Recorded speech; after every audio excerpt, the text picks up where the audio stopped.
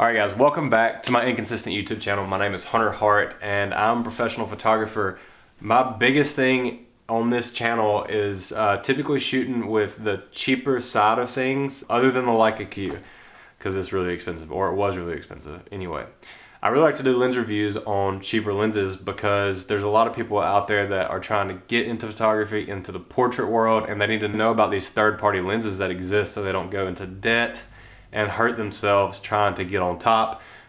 One of my biggest things is that you don't have to have the top best equipment to make good photography, and I think if you're a photographer you would know that. So today I'm going to go over the Rokinon 35mm 1.8 or Samyang, depending where you're at, but it has Samyang printed on the bottom, Rokinon on the side. Either way, it's a really cool construction. It's a really small lens, which is great for me because it fits really well and it's not too heavy. I think that it's actually a better build than the 28mm by Sony, which is also a great lens. It's very small. It's an f2, f1.8 here. It still looks pretty good. Fits the camera really well. I've used so many 35mm. I'm really excited to see how this one stacks up to the other ones. This is $100 cheaper than the cheapest 35mm 1.8 that Sony makes, and it's $1,000 cheaper than the more expensive G Master lens that they make. I really hope you enjoy these sample photos that I'm going to show you, and let me know what you think in the comments below. At the very end of the video, I'll give you my final thoughts on the 35mm 1.8 Rokinon and or Samyang. Appreciate you watching. Peace.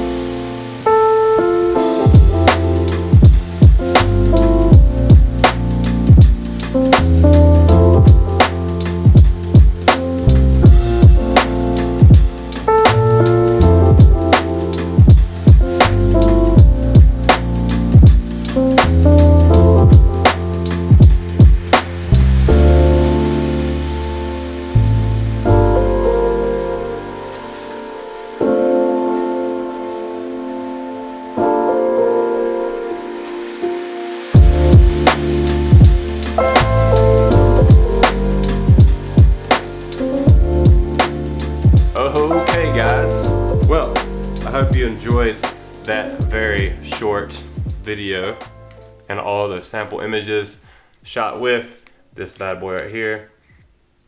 Let me know what you think in the comments below about how you think this lens performed considering its price. I have to score this lens probably like a 5 out of 10. The sharpness is great. The build quality isn't the best, but it is light and portable, so those are give and take. And then the autofocus dependability kind of throws me off a little bit because if a subject is coming towards you very quickly, it misses eye autofocus quite often.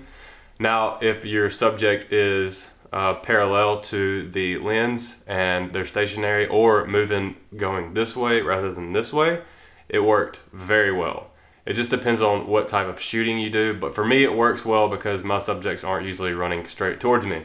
So the unique look that this lens produces is really cool, It has several different types of lens flares, which I really like, and the backlighting actually works really well with autofocusing, believe it or not, because I was not expecting that, and it did very well with that. For the price of the product, I would give this a great rating of a 10 out of 10 because you actually get a full frame lens for a Sony E-mount that are usually start at $450, and this is $350, and then the next step up would be closer to $1,000. So in my opinion, I would give that a 10 out of 10. So I think that overall though, this lens is probably a 5 out of 10, and that's being kind of harsh to say the least. I really enjoyed using this, and I'm going to continue to use this. I shot 5 shoots in 1 week, and one of them actually ended up in People magazine. So if that doesn't tell you that you don't have to have the best equipment to produce nice images, then I don't know what does. Nobody even thought about what kind of camera or lens I was using to do these photo shoots. I shot them, they enjoyed the product, and that's really all that matters in the end. So let me know what you think in the comments below. If you have a camera or lens that you want me to review, send it to me. That would be awesome, and then I'll send it right back as soon as I'm done reviewing it, and I will give you a shout out here and on Instagram. And I will catch you guys next time. Until then, peace. Peace.